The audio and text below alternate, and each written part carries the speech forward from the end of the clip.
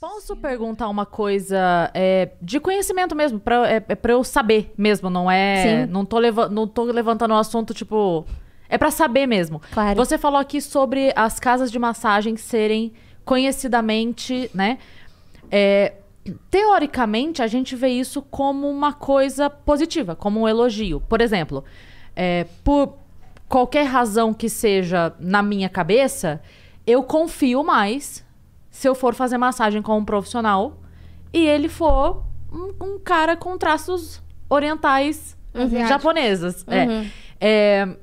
Essa coisa que na minha cabeça é um elogio, ela chega em você como uma coisa ruim? Um estereótipo? Entende? Eu Sim, não sei se eu claro. consegui explicar. É que nem Completamente. quando falam assim, não importa o que você faça, um japonês vai fazer melhor que você 1000 vezes. É uma super inteligência. Na nossa cabeça pode Porque ser considerado um grande elogio. Porque você falou isso agora, eu falei, caramba, mas se eu for num lugar e não for, eu vou falar, será que ele é tão bom? Sabe? Mas de repente eu tô achando que isso é uma coisa... Não sei. Boa questão. Boa Não, questão. é uma questão ótima, inclusive, Cris, porque isso é uma coisa que tem nome dentro dessas teorias sobre questões raciais.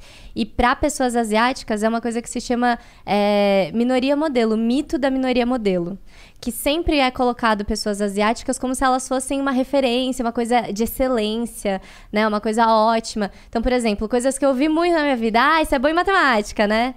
Que são esses estereótipos que são falsamente positivos. É uma positividade que, na verdade, constrói uma lógica basicamente de desumanização da gente.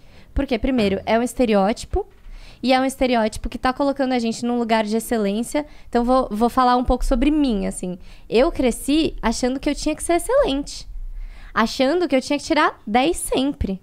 E, às vezes, eu tirava 10. Juro pra vocês, gente, eu era muito CDF. Eu sou até hoje. Eu era muito nerd. E, às vezes, eu gabaritava o boletim. Eu tirava 10 em tudo. Se eu tirasse 9,5, eu ficava muito mal. Porque eu achava que eu não tava cumprindo as expectativas que todo mundo apontava pra mim e falava, não, mas você é isso? Eu não podia ser menos do que aquilo, eu tinha que ser excelente. Isso é pauta da minha terapia. Toda semana tá lá minha terapeuta me ouvindo sobre isso. Eu me Só que identifico muito nessa questão. Pois é, e é uma questão que por parte de mãe tem essa cobrança da excelência, né, da asiática, que é esse mito da minoria modelo. E por parte de pai, o que eu absorvi muito sobre o meu pai é que ele é um cara negro que veio de uma realidade completamente sem oportunidade. Ele veio de uma família muito pobre, de muitos irmãos, uma família muito grande, no interior da puta que pariu de Minas Gerais, entendeu? E ele teve que batalhar muito pra conquistar as coisas que ele conquistou. Hoje o meu pai é o primeiro chefe negro do departamento de cinema da USP. Hoje ele é isso. Mas ele passou por muitas coisas. É aquilo que você estava falando, né? As pessoas que são pioneiras têm que batalhar 15 vezes mais. E o meu pai, para provar que ele é muito bom nesse trabalho, ele tinha que trabalhar e mostrar 10 vezes mais o trabalho dele. Então, por parte de mãe... E você também, na TV. Na TV. Por parte de mãe, eu absorvi essa coisa da excelência asiática, que é o lugar que esperam que uma pessoa asiática esteja. E por parte de pai, eu absorvi muito disso, de ter que mostrar 10 vezes o meu trabalho para poder estar no lugar em que eu estava. Porque se você não se prova como uma boa atriz, a galera vai falar, ela tá nesse papel porque tinha que ser japonesa. Porque tinha que ser japonesa, exato. E aí é tipo assim, oportunidade para uma pessoa japonesa é tipo 1 em 1 milhão. E se ela não é boa, aí ó, tá vendo? Não tem ator japonês bom. Ah lá, a menina é ruim. Aí todos os atores japoneses são ruins. Porque faz parte dessa lógica de que é todo a mesma coisa, de que é tudo um bolinho só, de que é tudo igual.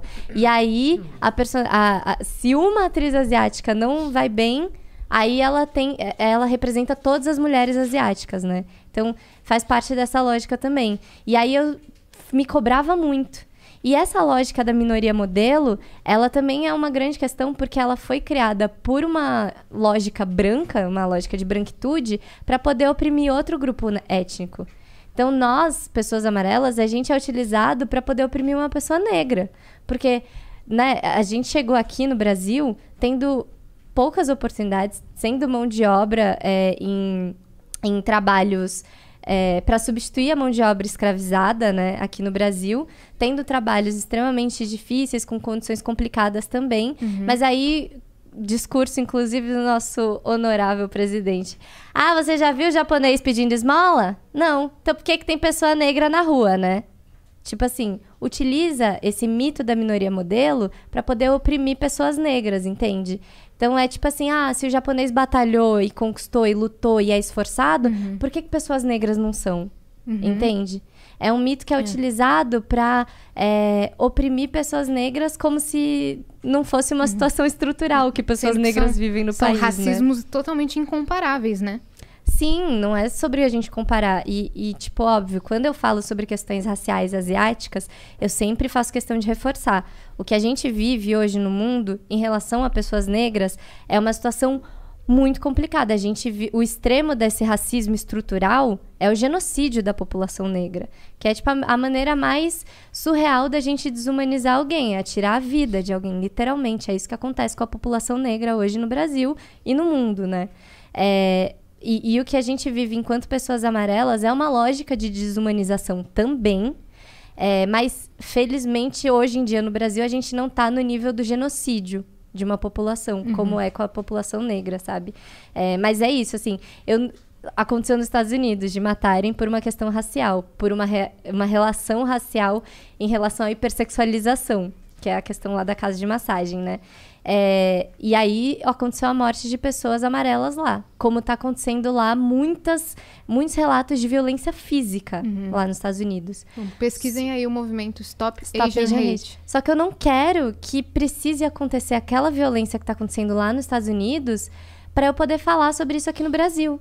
Porque o que eu vivo diariamente é uma série de piadinhas que são inofensivas, que não sei o quê, mas que constroem um imaginário de que existem etnias que são menos humanas, são menos relevantes do que a etnia branca, né? Que nem se enxerga como etnia, como eu estava falando antes. É isso.